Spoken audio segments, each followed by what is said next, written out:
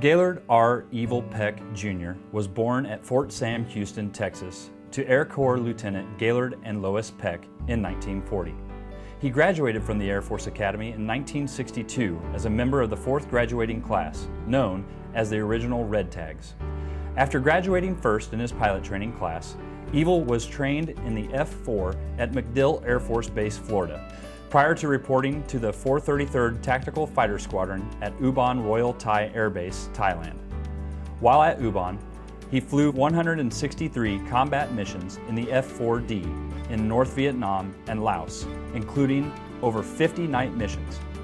In 1975, Evil reported for duty to the Air Staff's fighter shop in operations at the Pentagon.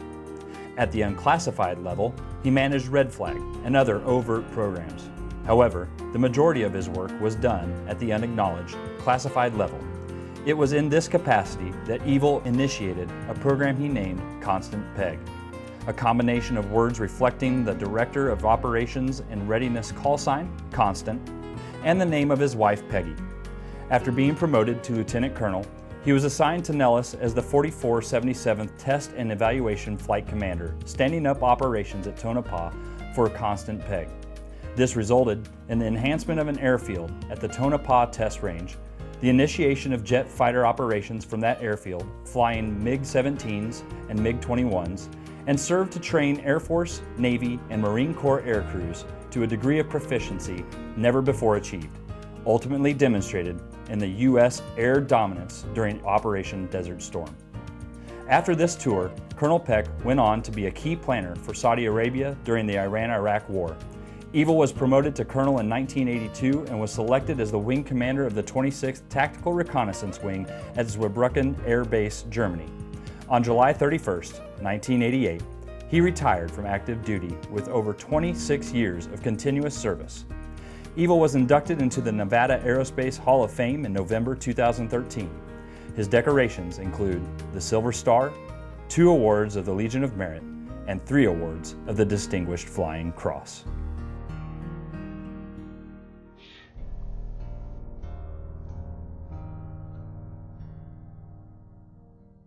Please join me in welcoming Colonel Evil Peck, who is being interviewed today by Major Luke Space.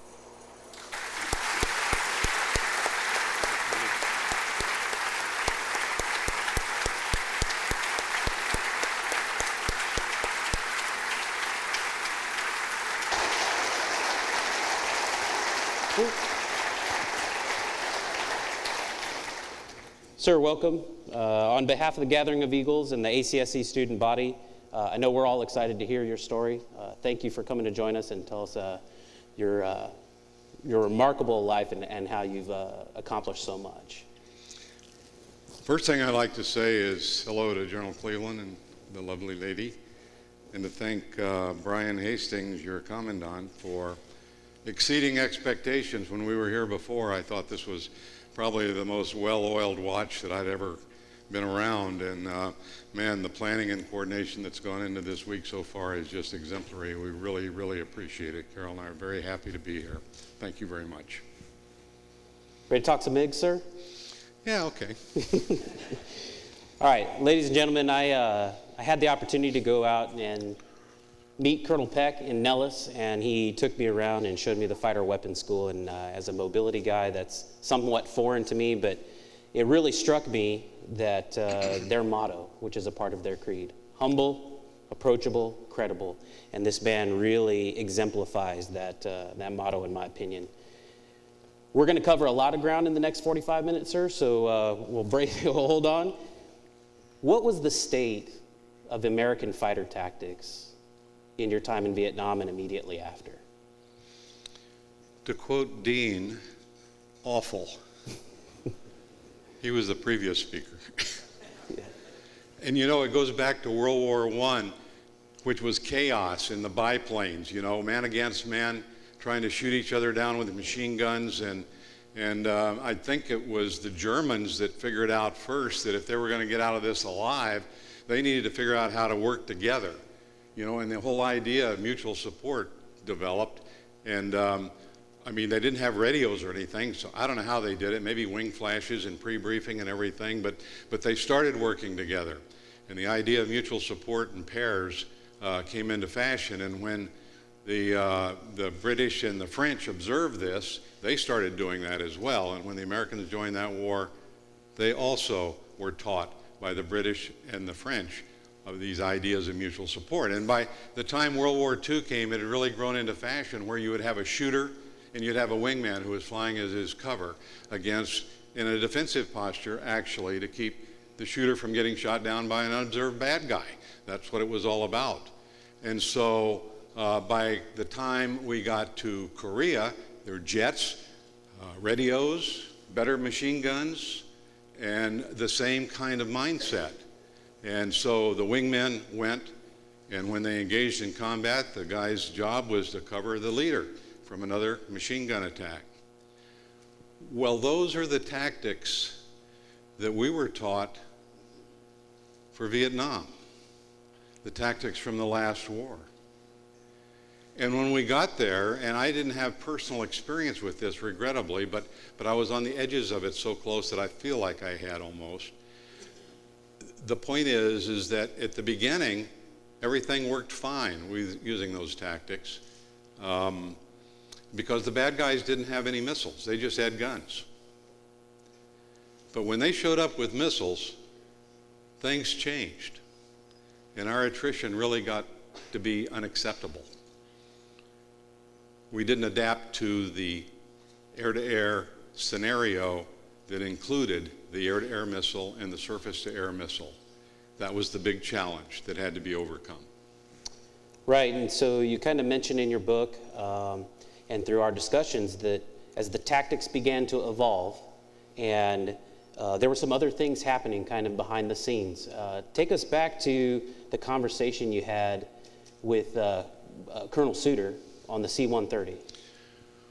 Well, those of you that have been to Red Flag have been in Suter Hall, which is named for Colonel retired Moody Suter, Richard M. Suter.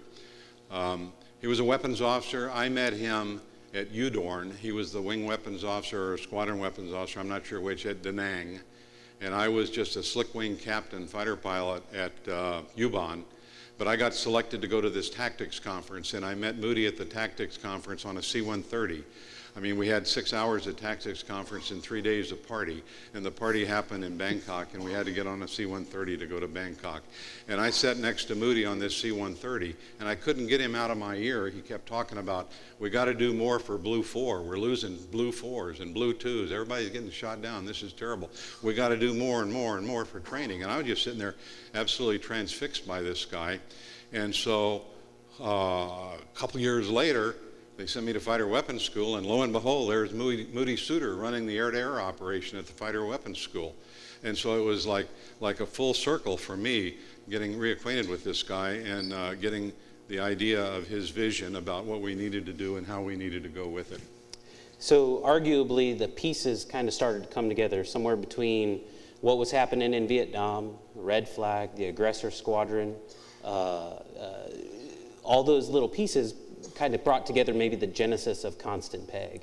Yeah, really, you know, the guys at the fighter weapons school were frustrated by the time Linebacker came along. I mean, really frustrated. Linebacker was in the summer of 1972. Started on really in earnest on the 10th of May. And they were really frustrated, and they put together a briefing, and they couldn't get it up to the acceptable levels at Tactical Air Command. And the briefing basically said, you know, here we are going out flying F-4 against F-4, neither of whom is more skilled than the other, using the same tactics and basic fighter maneuvers against each other. It is just absolute hogwash. We need to have a small adversary that uses the Soviet-type tactics, which are the doctrine that the North Vietnamese are using, and we need to go to school on that. That's what we need to be training against and working toward. Well, as it turned out, they had an opportunity to give this briefing to General Momeyer on one of his trips out to Nellis. And so out of that briefing, almost instantly came the emergence of the 1st Aggressor Squadron. And they equipped them with T-38s because it was small, little look-alike, a MiG-21 type airplane. And they had GCI controllers embedded in the squadron, just like the Russian squadrons have, to give radar vectors and close control. And so the aggressors got started. And it was so successful when they went on the road and did adversary work with the Blue Forces at Seymour and Homestead and Moody and all the other fighter bases, the aggressors prevailed. I mean, they took heavy losses on the Blue Forces, who were still running around in this old archaic type formation and all. And so it validated the need for the aggressors. That was really, really important, because from that then they launched another aggressor squadron. Moody went on to the Pentagon, and he hadn't quit thinking about important things yet. And he's had this idea about getting all the fighter groups together and the tanker groups together, get them all maybe someplace like Nellis, and have a big war-type exercise and have adversaries out there. And then we would have an opportunity to have scenarios, and some guys named, I think, Pierre Spray and some of the other large craniums in the Washington area got into Moody's head and said, well, you know, somebody says that if a guy can survive the first 10 missions of the war, they've got a 2 sigma probability, or roughly 90% probability of surviving the war. So Red Flag was set up with the idea of providing pilots the first 10 missions of the war. And that's the way it all did unfold from there on out. So Moody Suter was a very, very important part as a visionary and as an instrumentality, because he's the guy that went down to Langley and convinced, as we like to call him at the time, the Tidewater Gorilla, General Dixon, that they ought to stand up Red Flag. And of course, General Dixon embraced it. And while they had a lot of attrition at the beginning, boy, it has really gotten good, and it's still going full speed. In fact, I flew in on E8 in January this year on a Red Flag sortie. And I don't know how those of you people that fly those kinds of airplanes and do that kind of mission, I don't know how you can listen to 5 or 6 different radio frequencies at the same time and parse information out of all of that. It just, I wasn't able to follow it. I picked it up in the debrief. Go ahead. Well, let's kind of explore that a little bit. You're at Fighter Weapons School, getting ready to move on, going to that other place we like to call home, the Pentagon. You're on the conventional side. You know you're going to kind of go work in the Red Flag arena, but Constant Peg is somewhere in the back of your mind, right? You're about to go work for General Vandenberg? Yeah. It's important to point out that when I got assigned to the Fighter Weapons School during linebacker, and I showed up in July of '72 at Nellis instead of at Udorn, my first choice. Anyway, I showed up at Nellis, and very soon thereafter, I got tapped out. Reason I don't know exactly, but I was selected for, and I learned to fly the MiG-17. And so we trained up a group of guys that were on their way to the war, flying the latest model of the F-4, the one with the slats on it, and the Tizio. It was called the 556 modification. Anyway, so I flew the MiG-17. I had a little bit of MiG on me by the time I got to the Pentagon, and in their own inimitable way, at the 5-sided squirrel cage, as I like to call it, they put me, with all my air-to-air background, in charge of counting bullets and bombs and buying more bullets and bombs. And that was frustrating for me for about a year. But then Moody Suter invented Red Flag, and they hung a Legion of Merit on his chest, which they never do for a lieutenant colonel, and they never do mid-tour at the Pentagon. And then they sent him off to be a squadron commander at Luke Air Base. And Moody had been kind of still in charge of dealing in this sort of black world. And so they needed another guy to replace Moody. And so I got kind of pulled out of bullets and bombs counting and inserted back into the black world.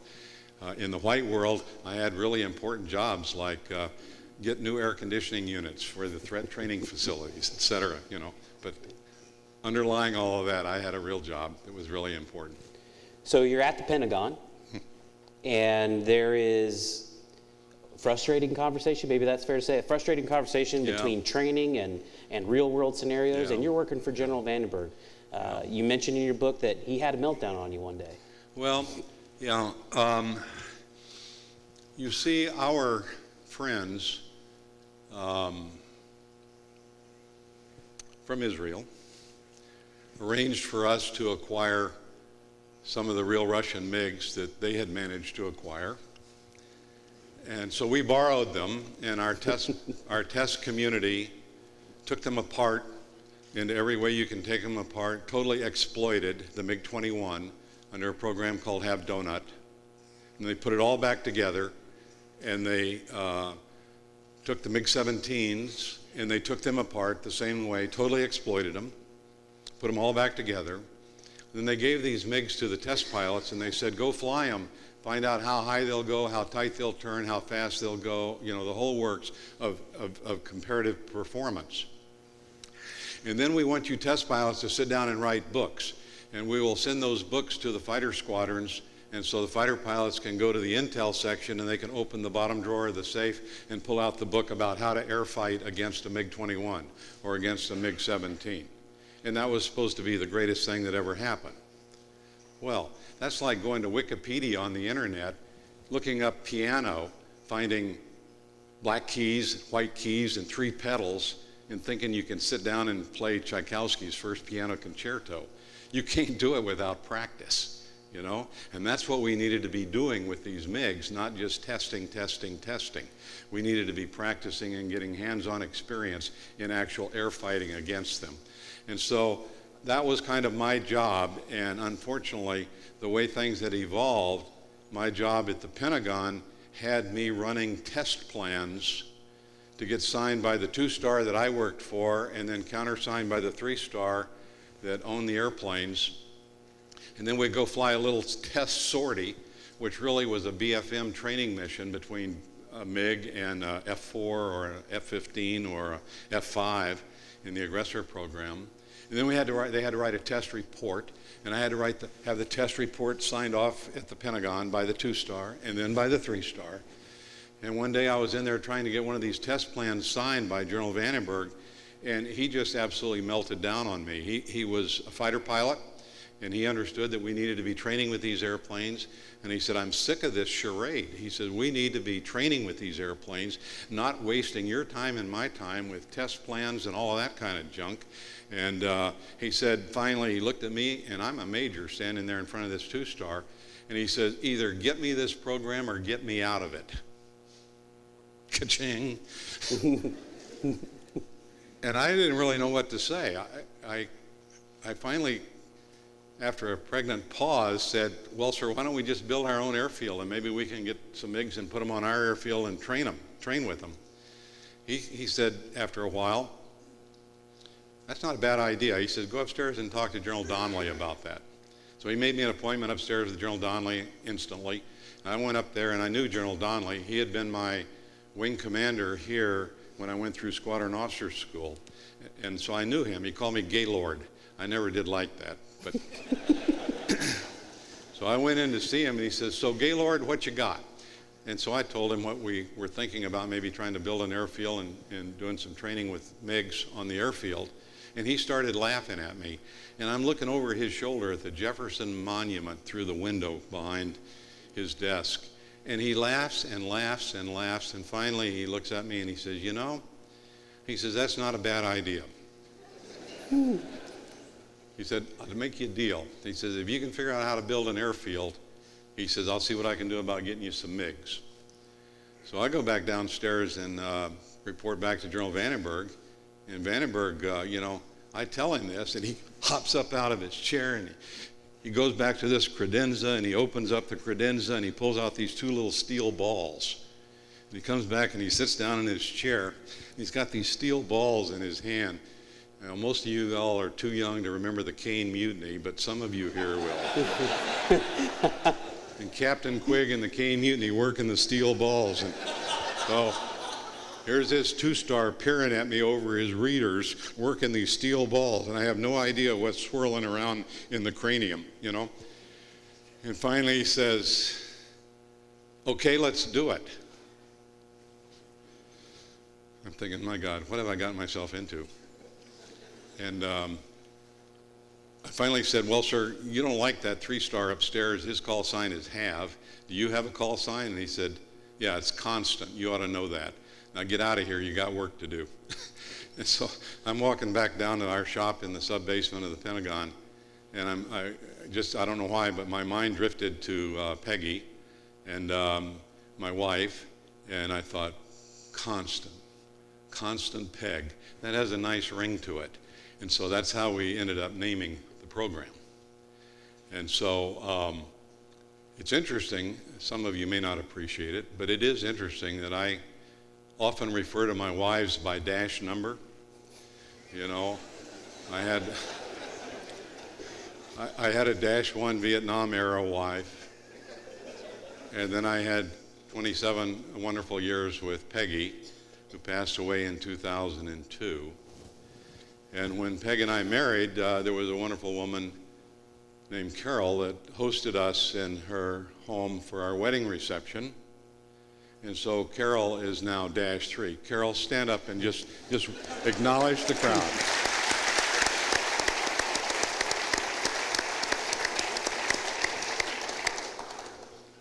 Is that enough? Yeah, well, let's Can we go to the bar now? soon enough, sir. We'll take care of you. Let's look at a couple of the things you had to maneuver inside the Pentagon before we get to the actual implementation of your idea. But constant peg is a reality, at least on paper. You got a couple of hurdles you got to get through before you can start doing site surveys. Yeah, one of the things that I've learned fairly late in life is that history can be really different, and not different in the ways that you have learned it here in school. History instead can be different if you are experiencing it versus studying it. Because you can study a lot of history in a very short period of time. But when you experience history, you experience it one day at a time. And things happen insidiously that you don't necessarily see coming. And so when they do hit you like a block up against the side of the head, you say, my God, where did that come from? But then the historians later can read and study and say, well, why didn't they see that coming? You know? And it's because it was happening one day at a time, and they just didn't see it coming. And so our experience in putting the Constant Peg program together was kind of like that, in that we had no idea how we were going to get there. We knew where we wanted to go, but we didn't know how we were going to get there. And so it didn't happen instantly. It happened through a lot of meetings. And so one of the big questions was, so how are we going to finance this? And at one of these meetings, I think it might have been General Curry, who was the Air Force Programs Director at the time, PR, they've changed that now. But I think it was General Curry, and he said, you know, the Secretary of Defense has an emergency military construction fund of $10 million of appropriated money. So if we can get hold of that money, it's for emergency military construction. If we can get hold of that money, we don't have to go to Congress and ask for money. We just have to go to Congress and tell them how we're going to spend the money. That sounded like a good idea. But then we had more meetings, and somebody said, well, how are we going to build an airfield secretly with competitive bidding and open source and all of this kind of stuff? Another meeting, and somebody said, well, you know, I think there was a law back prior to Franklin Roosevelt. I think it was called the Economic Recovery Act of 1932, part of the recovery from the Depression. And I think that allows one government agency to transfer money to another government agency. Somebody said, why would we want to do that? I said, well, if we could get the money, and if we could transfer the money to the Department of Energy, then they have people that are civilians, that are architects and engineers, and people that are construction people that have security clearances. And so they could maybe design and build our airfield for us.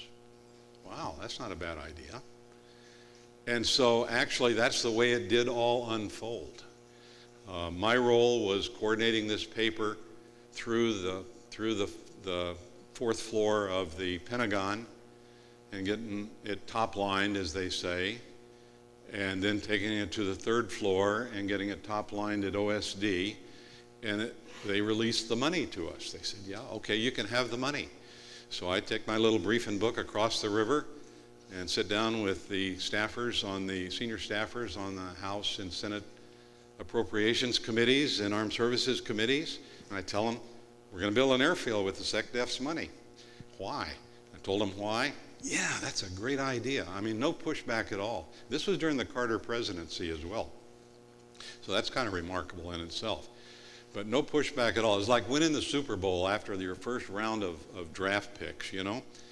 And so this Economic Recovery Act in 1932, pretty interesting document. I've never been able to find it.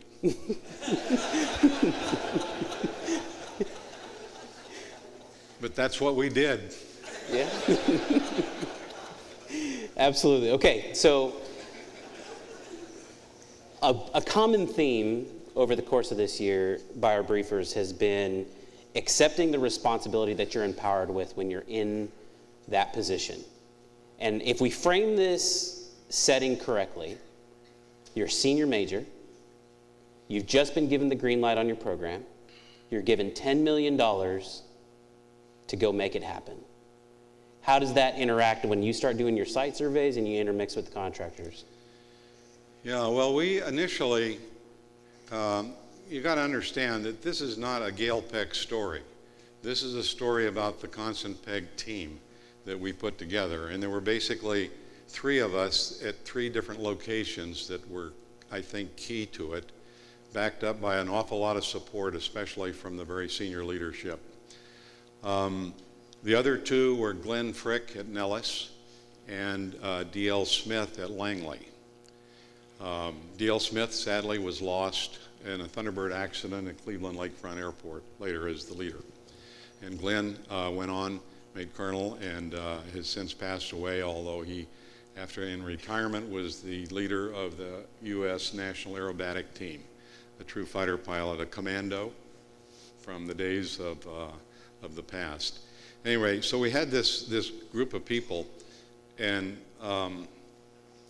we built a little short list of places, and we thought about Dugway up in Utah, and we thought about down on the Yuma, Gila Bend gunnery ranges south of Phoenix, and we thought about possibly the Nellis Range area. And so somebody said, well, they got nerve gas at Dugway, so we said, oh, we don't want to mess with that. So that got struck off the list. And we got in a Cessna 207 one day at Nellis, and I'd made an appointment with the site manager at Tonopah, and so several of us got in this airplane and we went to Tonopah. We had not ever really remembered that there was an airfield at Tonopah, because it was just kind of a ribbon on the desert that was pretty much overgrown by brush and stuff like that. But we went up there, and Mr. Sam Moore met us, and he took us to his test facility and gave us a briefing, and he said, well, what we do here, he said, I work for Sandia Corporation, a part of the Department of Energy, and we're out of Albuquerque, and our mission here at the Tonopah Test Range, which those of you that are students of maps would know it as TTR or 4809 restricted area in the Nellis Range Complex. He said, our job here is to test nuclear weapons release systems. So all of the things that go into enabling and dropping nuclear weapons were tested on his range. So B-52s that fly by, and F-4s, and I guess other airplanes as well. And so we said, well, that's very, very interesting, sir. Thank you for that. And then he said, he said, we don't get many visitors up here. What can we do for you guys? And I said, well, sir, you know, we were kind of thinking about putting some money on your airfield and doing some jet operations out of here. And man, he had these glacial blue eyes, and man, they turned into penetrators, and he looked right straight through me, and he said, I think that may be the worst idea I've ever heard. I said, well, Mr. Moore, and he said, call me Sam. I said, well, Sam, you know, is that your Convair, that prop job out there? And he said, yeah. I said, might I assume that you get your people loaded in Las Vegas or someplace every morning, and you fly up here and do your work, and then you fly home? And he said, that's exactly correct. I said, so what is that, a couple hours, 3 hours flying time both ways? He said, that's about right. I said, so if you could cut that in half with 727 or 737 transport for your people, what would that do to your productivity? And man, his eyes softened, and he said, "Son, I think I like the way you think." And he became a great ally for us. And the Albuquerque crowd were the ones that I had to work our way through in order to make all of this happen. And after that visit, I was going down to Phoenix to look at the location south of Phoenix, and I sketched out on the back of a napkin just extending his runway and building a little compound. You saw it in the picture. And I thought, man, this is the perfect place to go. By then, we had heard that Top Gun was going to move from Miramar up to Fallon for the Navy Weapons School. We already had Red Flag and the Air Force Fighter Weapons School. All the OT&E stuff was happening there at Nellis. And Nellis just made a really good location. So I'd made up my mind that that's what we're going to do. And that is ultimately what we did do.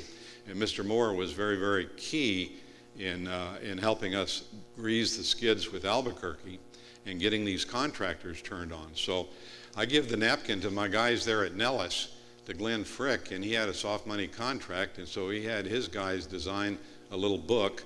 And so we gave the book to a company called Homes in Narver down in Orange, California, and that became the way that the airfield got designed.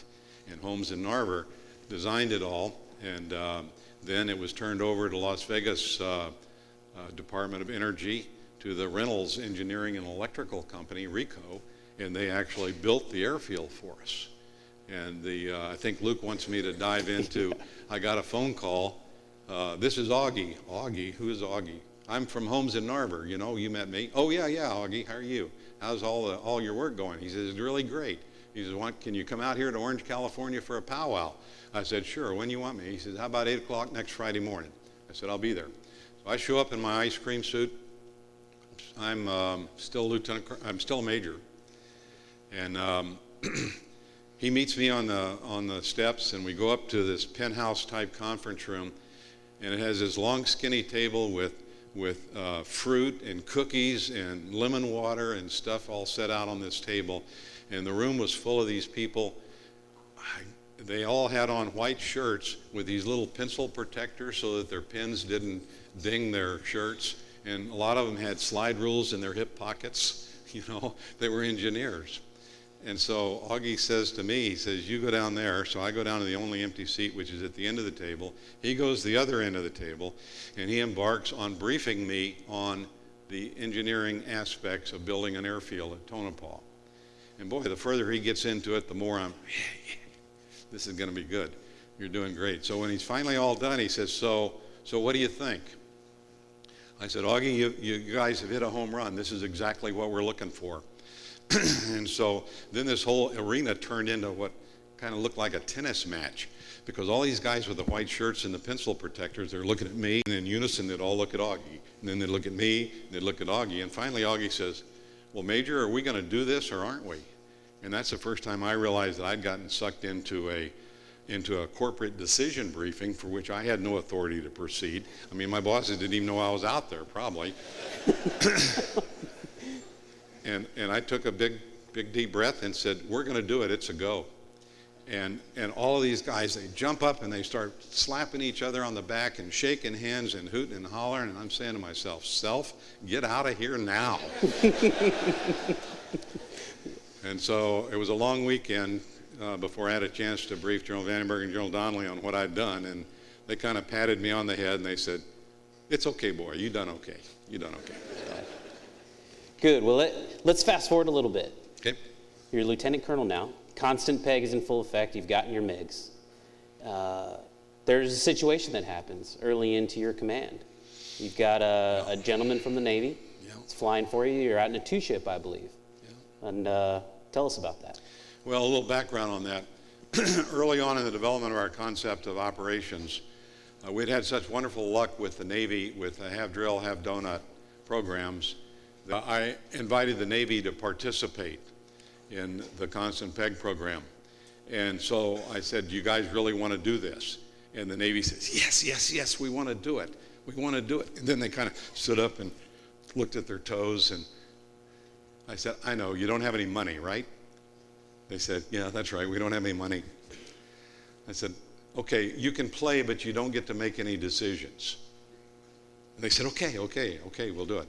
Turned out to be the smartest thing we did, because they sent us 3 officers that we always had there, Navy or Marine Corps or combinations. And so we had a Navy ops and we had an Air Force ops. And if the Air Force wasn't able to show up for a given contract time of exposure to go fly and fight against the MiGs, then my Navy guys could have Navy airplanes from Miramar, El Centro, or other places overhead almost instantly. So that was really, really a good deal. And because of their experience, excuse me, with half drill and half donut, let's get rid of this.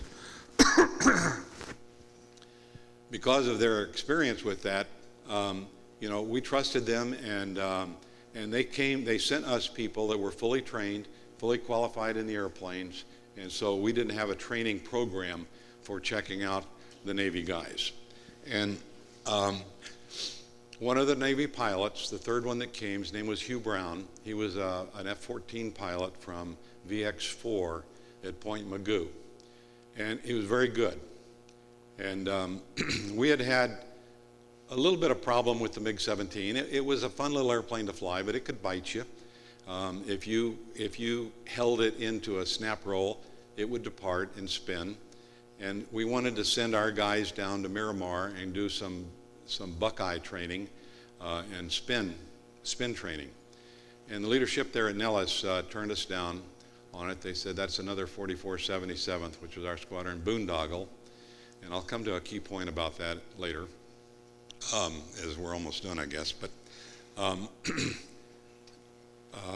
so Hugh and I took off, and I went and fought my F-5, and he went and fought his F-5.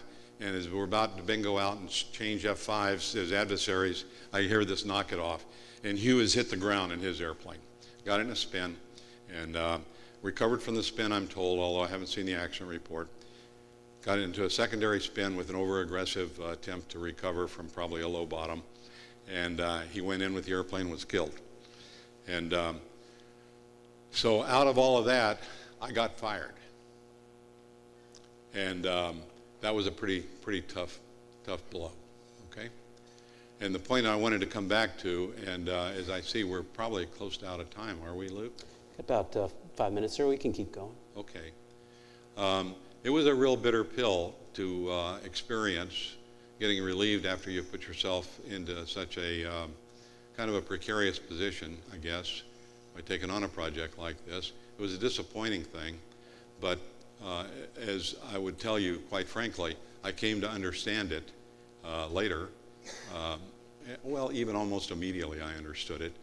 The Air Force was under a lot of pressure because of accidents at Red Flag. And the 2-star at Nellis was under a tremendous amount of pressure, and he just felt like he needed to make a change. And so that's what they did. And I learned an important lesson through that, and that was I found out that I wasn't killed, I was just injured through that process. And General Donnelly later rescued me, and I went on and had another secondary command, and went to National War College and made colonel and was a wing commander and flew F-15s later. And so, what could I be mad about? But it was a hard thing to take at the time. Unfortunate, but that's the way it happened. But let me point out that this program had so much momentum at that point that it was not stoppable. And over the next almost 10 years, our people that followed flew over 15,000 MiG sorties and trained almost 6,000 American airmen, that's Navy, Marine Corps, and Air Force, on how to air fight against MiG-17, MiG-21, and then later we got the MiG-23s as well. And so it was a tremendously rewarding program. And the kill ratio, according to the Air Force magazine, some August, a couple years ago, was 1.85 to 1 in Vietnam. It means we lost one for every 1.85 of theirs that we took down.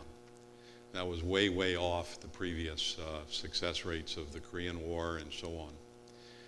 And we put together over the time at the weapons school and through programs like Red Flag and Constant Peg and the weapons instructor course and even the basic FTUs, you call them now, we call them RTUs at the time, where we took air-to-air training and we distilled it down into building blocks, and every pilot that was involved had to progress, master the building block before they went to the next building block, to the next building block, to the next building block.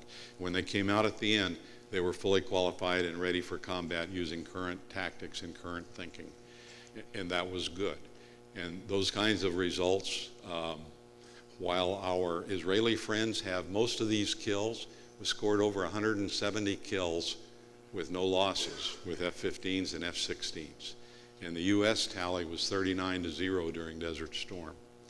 So we think of that as kind of a return on investment for the overall evolution, not just Constant Peg, but the overall renaissance in air-to-air fighter training that did take part right after the Vietnam War. Well, sir, our time has been brief. I know we could probably sit and listen for a lot more. Any parting shots for these potential future commanders? Sure. One of the mantras that I've had in my life is to realize that life is full of ups and downs, hills and valleys. Think of it as a sine curve or whatever. And so when things are really going good, you're up on a hill, and things go really bad, you're down in the valley. And as I taught my children, and they still advocate this to their children today, when you're really down in the dumps and things aren't going good, the key is hard work. Get yourself back out of that dump, work yourself back up onto that hill, turn that hill into a plateau. And when you're down in that low area and you think everything is bad, that's not the time to make big decisions. You need to work your way out of it, and then once you're back on the plateau, if you want to make big decisions, fine, that's cool. So just take that as an idea.